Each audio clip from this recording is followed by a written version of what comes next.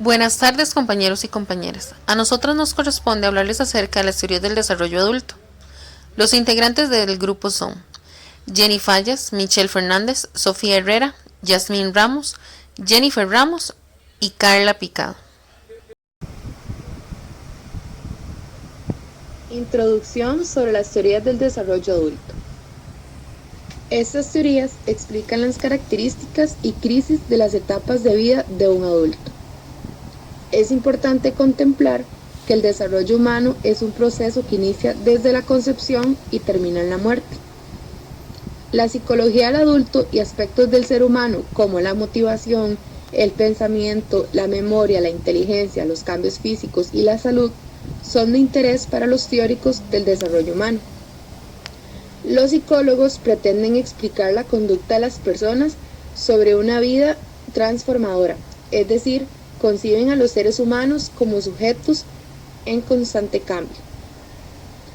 Nota: de acuerdo con Nazaria Abarca, 1983, los diferentes puntos de vista de los psicólogos sobre el desarrollo humano, además de sus ideas individuales, tiene que ver con las corrientes filosóficas de la época y el contexto social en que estos se formaron.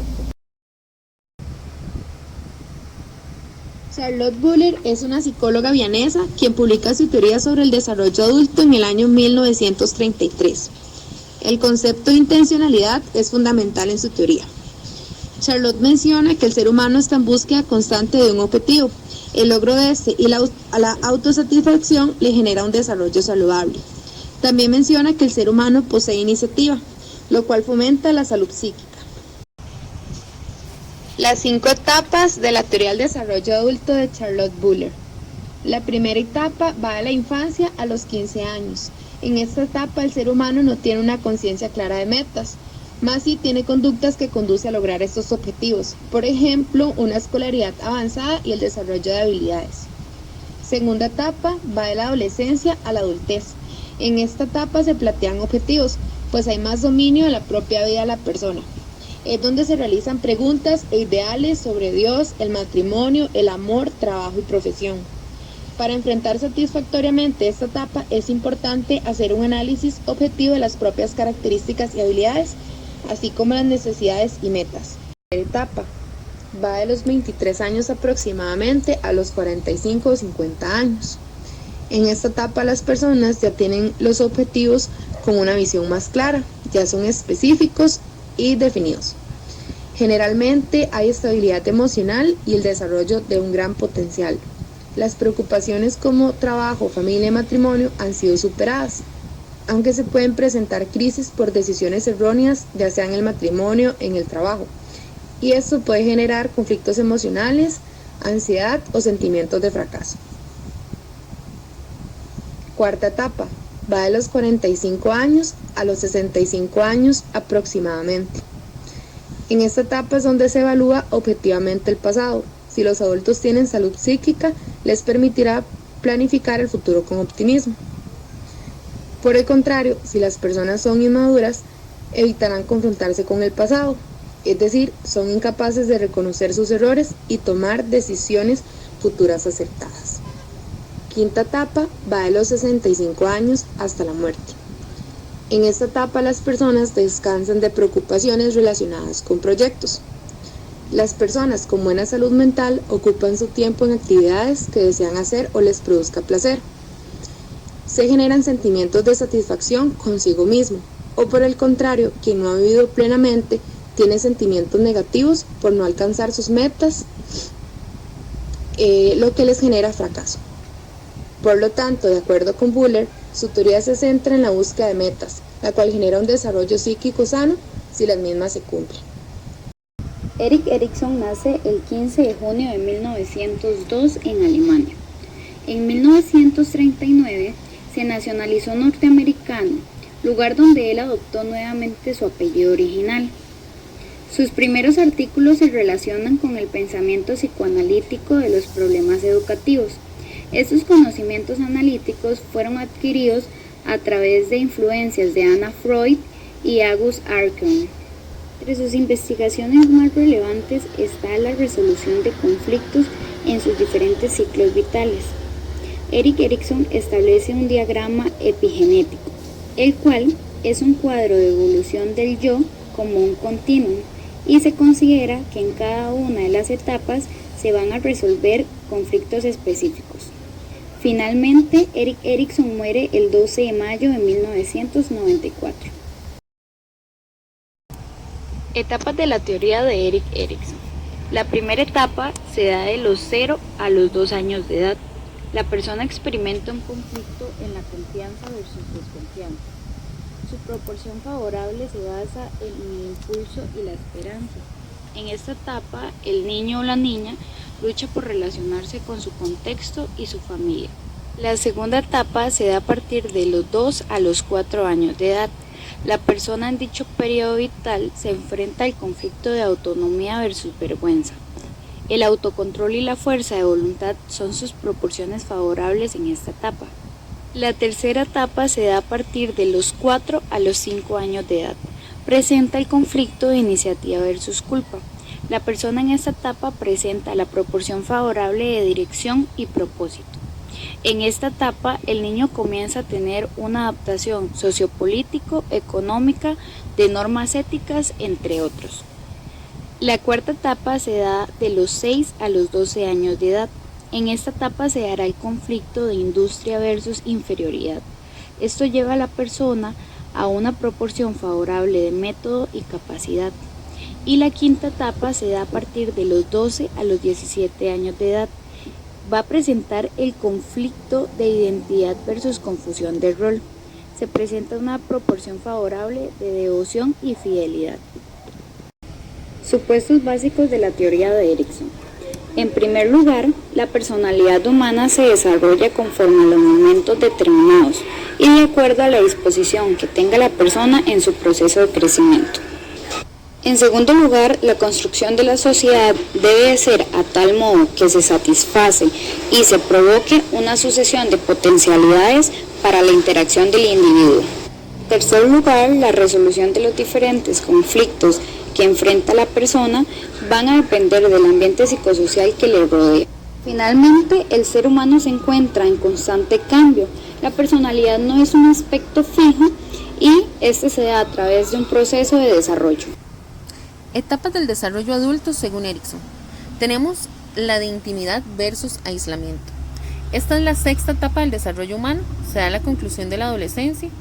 El adulto joven se integra a la sociedad en la que vive. El adolescente dirige a clarificar su rol como un ser social y lo expresa con una actitud de rechazo y de innovación. Así surge el joven adulto, sintiéndose preparado para el desarrollo, sus capacidades con libertad y responsabilidad para enfrentarse a las responsabilidades adultas. Para Erikson, este logro psicológico lleva al individuo a realizarse por medio de la afiliación y del amor, por lo que se da el crecimiento psicológico, que incluye las emociones, sentimientos, necesidades, voluntad, inteligencia, etc., así como lo social, que son las reglas de socialización, adaptación a la clase social a la que pertenece. El joven se consagra en su estudio, carrera, trabajo, intimidad social, intimidad psicológica, de enamorarse, que tenga elementos esenciales en su ser yoico. Si no se realiza la intimidad o la inclusión, como por ejemplo el matrimonio, podría llevar al individuo a sentir un vacío, abandono, fracaso o aislamiento. Cuando el individuo siente que su identidad es compartida y se entrega al amor o al trabajo o a las asociaciones, este podrá ir superando esta fase. ¿Qué es la intimidad de cada individuo? Este es el distanciamiento de aislarse, el destruir a los que parecen peligrosos por sentir que invaden nuestros terrenos. Es la sensación de no poder confiar en otro ser humano. La séptima etapa del desarrollo, generatividad versus estancamiento. Se dice que la generatividad es la condición de crear, producir y aún engendrar. La evolución se da porque la persona está lista tanto física, emocional y socialmente. La generatividad está asociada con la productividad y también con la creatividad. Siendo así, si la generatividad no se da, se produce entonces el estancamiento. Y se dice que el estancamiento es la necesidad excesiva de centrarse en sí mismo. Se da el estancamiento tanto físico, psíquico y social. Y se dice que la generatividad tiene que ver con nuestras experiencias en la temprana infancia.